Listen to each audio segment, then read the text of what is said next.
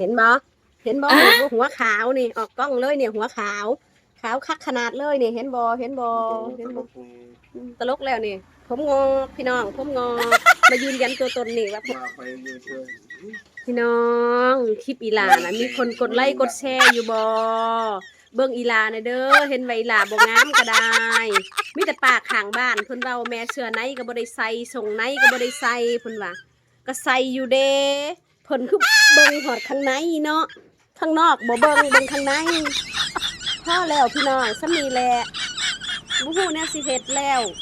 กดไลค์กดแชร์ให้แน่ให้ยอดวิวไปหลายโอ้ยเอิญ แม่นจะฟ้องบ่นี่